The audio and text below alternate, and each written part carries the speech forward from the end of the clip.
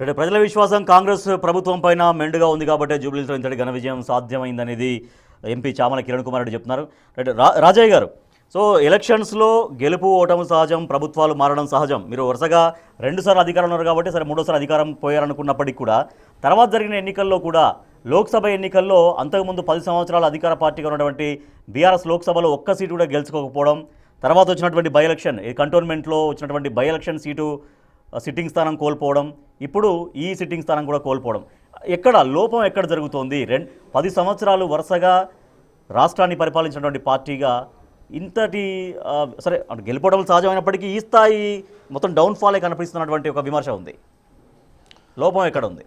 Yes, అందుకనే parliament ఎన్నికలు అయిపోయిన తర్వాత పార్లమెంట్ నియోజకవర్గ పరిధిలో ఉన్న ముఖ్య నాయకులతోటి తర్వాత ఎలక్షన్ల విషయంలో విశ్లేషించుకొని లోపం ఎక్కడ జరిగింది, రాబోయే రోజుల్లో ఏ రకంగా మన కార్యాచరణ ఉండాలి, పార్టీని ఏ రకంగా ప్రజల్లోకి తీసుకెళ్ళాలి, మనము చేసిన పనులు చెప్పకపోవడం వల్ల మనము అనేక ప్రజాహిత కార్యక్రమాలు భారతదేశానికి ఆదర్శమైన అనేక కార్యక్రమాలు చేసినాం కానీ అవి చెప్పుకపోవడం వల్ల 1.8% ఓట్లతో ఓడిపోయినాం.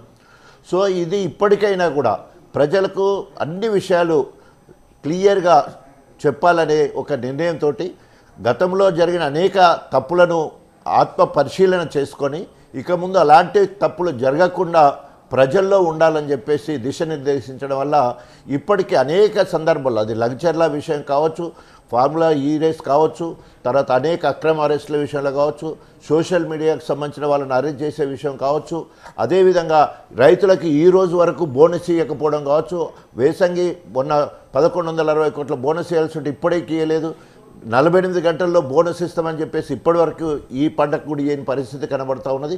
ఏదేమైనా కూడా ప్రతిపక్ష పాత్ర అంటేనే ముళ్ళుగర్రతో ప్రభుత్వాన్ని పొడవడం. సో మాకు ముళ్ళుగర్ర పాత్ర ఇచ్చిండ్రు. ఇవాళ ఇది గెలిచిన ఒక నైతికంగా కొంత సంతోషం అవుడు కావచ్చు, కానీ దీంతో మేము అధికారంలోకి వచ్చేది లేదు. కానీ ఈరోజు ఒక ప్రధాన ప్రతిపక్షం దీంట్లో గెలిస్తే మీరు అధికారంలోకి మీరు వచ్చేది లేదు, వాళ్ళ అధికారం నుంచి వాళ్ళు పోయేది లేదు. కాకపోతే దీంట్లో మీరు గెలిస్తే మీకు సహజంగా ఉండే ఒక ఉత్సాహం ఒకటైతే కాంగ్రెస్ పార్టీకి బ్రేకులు వేసాం, ప్రభుత్వం పట్ల వ్యతిరేకత ఉంది, ఇంత బలంగా ఉంది అనేది ఇంకా చాలా ఎస్టాబ్లిష్ చేయడానికి మీకు బాగా పనికొచ్చేది. బట్ ఆ ఛాన్స్ మీరు మిస్ చేసుకున్నారేమో. అంతే, తప్పకుండా దాన్ని ఒప్పుకుంటాను. ఎందుకంటే ఎప్పుడైనా కూడా ఓటమిని తప్పకుండా ధైర్యంగా ఒప్పుకునే ధైర్యం కూడా అవసరం ఉంటుంది.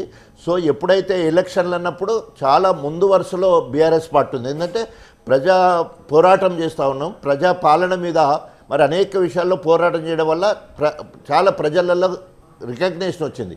అదే ఓట్లు జరిగిన తర్వాత కాంగ్రెస్ కార్యాచరణ కావచ్చు, పోల్ మేనేజ్మెంట్ కావచ్చు, రకరకాల హంగులు ఆర్భాటం కావచ్చు, స్వయంగా సీఎం గారే ఒక 7 రోజులు వరుసగా మరి రోడ్ షో కావచ్చు, మరి కింది స్థాయికి వచ్చేసి ఒక్క ఎలక్షన్ల కోసం 7 రోజులు మరి వారు మరి ప్రచారం చేయడం కావచ్చు, అనేక రకాలుగా మరి అన్ని హంగులను వాడుకోవడం వల్ల ఇవాళ కాంగ్రెస్ పార్టీ గెలిచింది. తప్పకుండా విజయం తప్పకుండా. కానీ మేము కూడా యాంటీ ఎస్టాబ్లిష్మెంట్ను చెప్పడానికి మేము తప్పకుండా సక్సెస్ అయిన విషయంలో తప్పకుండా ఇప్పటివరకు ఎన్ని హామీలు ఇచ్చిళ్ళు 6 గ్యారెంటీలు అటకెక్కిపోయినాయి, 420 420 హామీలు అటైపోయినాయి. తర్వాత అనేక కొత్త హామీలు ఎక్కడ పడితే అక్కడ ఇచ్చినా కూడా అటైపోయినాయి. దేవుళ్ళ మీద ఒట్టేసే పరిస్థితి కూడా అటైపోయింది. అయినప్పటికీ కూడా ఈరోజు వారికే పట్టం కట్టిందంటే తప్పకుండా వీటన్నిటి మీద తిరిగి కూడా మళ్ళీ ఒకసారి పార్టీ పరంగా రివ్యూ చేసుకొని ప్రజల్లోకి ఇంకెట్లెళ్ళాలి, ఇంతకంటే బెటర్గా వెళ్ళవలసిన అవసరం ఉంది. మనం ఇంతగా చేసినా కూడా కాంగ్రెస్ పార్టీ అభ్యర్థిని ఓడగొట్టలేకపోయాం. సో మనం రాబోయే 2 సంవత్సరాలు 3 సంవత్సరాలు 2.5 సంవత్సరాల వరకు ఏ రకంగా ప్రజా పోరాటం చేయాలి, ఎలాంటి ఎత్తుగడలతో ముందుకు పోవాలి, మరి కేసీఆర్ గారిని ముఖ్యమంత్రి చేసే వరకు మన అడుగు వెనకకేయకుండా అభ్యర్థి ఎంపికలో ఏమన్నా అంటే సరే తప్పనిసరి పరిస్థితిలో తన భార్యగా ఇచ్చారు. అది ఒకటి. అంటే గతంలో కూడా ఒకసారి బీఆర్ఎస్ ప్రభుత్వ హయాంలో గతంలో సోలిపేట రామలింగారెడ్డి అప్పుడు ఆయన చనిపోయినప్పుడు, దుబ్బాక ఎమ్మెల్యే చనిపోయినప్పుడు అప్పుడు ఆయన భార్యకు టికెట్ ఇచ్చింది టీఆర్ఎస్.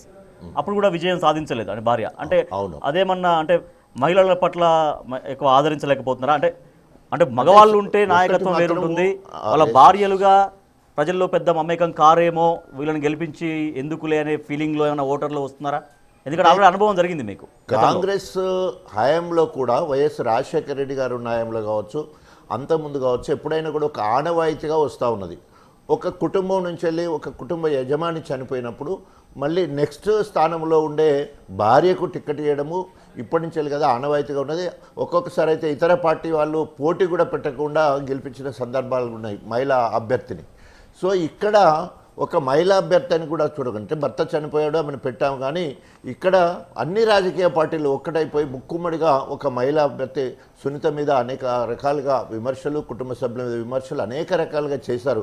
సో కాబట్టి ఎలక్షన్లు అవన్నీ ఉంటే నేను కాదన్నాను, కానీ మహిళనే సానుభూతి మాత్రం మీరు అన్నట్టు అక్కడ కానీ ఇక్కడ కానీ అదే రామలింగారెడ్డి దా విషయంలో వర్కౌట్ కాలేదు, దాన్ని ఒప్పుకోవాలా.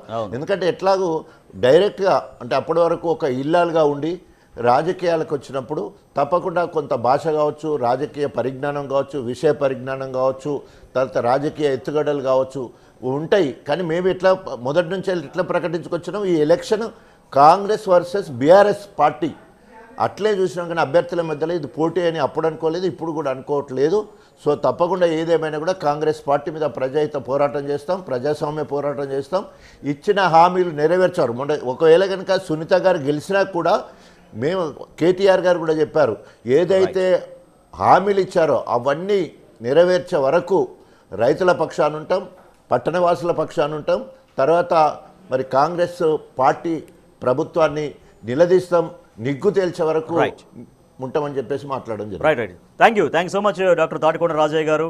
సో ఒక నిరుత్సాహం అయితే ఫలితాలు కలిగించినప్పటికీ కూడా నిరాశ చెందాం, ఖచ్చితంగా ప్రజల పక్షాన ముందుకెళ్తాం, కేసీఆర్ దిశానిర్దేశంలో కేటీఆర్ నాయకత్వంలో ముందుకెళ్తామని చెప్తున్నారు డాక్టర్ రాజయ్య గారు.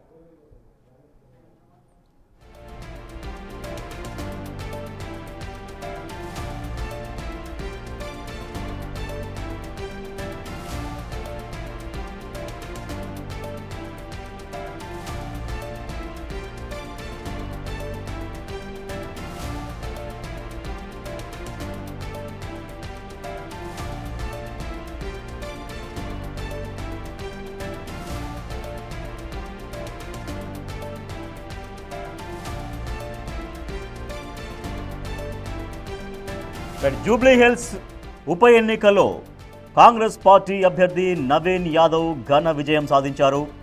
జూబ్లీ హిల్స్ నియోజకవర్గ చరిత్రలో ఇంతవరకు అంతటి స్థాయి ఘన విజయం నమోదు కాలేదు. 26,000 దాకా, అంటే ఎగ్జాక్ట్గా ఫిగర్ కొద్దిసేపట్లో రాబోతోంది, ఎన్నికల అధికారులు ప్రకటించబోతున్నారు. సో విన్నర్గా నిలిచారు నవీన్ యాదవ్. ఎన్నో ఏళ్లుగా ప్రజల్లో ఉన్నారు. గతంలో 2 సార్లు ఎమ్మెల్యేగా పోటీ చేసి నా అనుభవం కూడా ఆయనకు ఉంది. సో ఓటమి ద్వారా నేర్చుకున్నటువంటి అనుభవాలని గెలుపుకు ఒక సోపానాలుగా మార్చుకొని విజయం సాధించారు నవీన్ యాదవ్ అంటూ నవీన్ యాదవ్ కుటుంబ సభ్యులు ఆనందం వ్యక్తం చేస్తున్నారు. నవీన్ యాదవ్ కుటుంబంలో, తర్వాత కాంగ్రెస్ పార్టీ క్యాడర్లో ఒక జోష్ కనిపిస్తోంది. నవీన్ యాదవ్ ఇంతటి ఘన విజయాన్ని సాధించారు. సో గాంధీ భవన్లో కూడా సంబరాలు మొత్తం అంబరానంటాయి. మంత్రులు అందరూ ఒకరికొకరికి స్వీట్లు తినిపించుకుంటూ తమ ఆనందాన్ని వ్యక్తం చేశారు. సో కాంగ్రెస్ ప్రభుత్వం పట్ల ప్రజల్లో వ్యతిరేకత లేదు, ఇంకా పూర్తి విశ్వాసం ఉంది. దానికి నిదర్శనమే జూబ్లీ హిల్స్ ఉప ఎన్నిక విజయం అంటూ మంత్రులు కూడా చెప్తూ ఉన్నారు. సో జూబ్లీ హిల్స్లో కాంగ్రెస్ పార్టీ ఘన విజయం సాధించినటువంటి నేపథ్యాన్ని పురస్కరించుకొని ఒకరికొకరు స్వీట్లు తినిపించుకుంటూ ఆనందం వ్యక్తం చేస్తున్నారు కాంగ్రెస్ నాయకులు.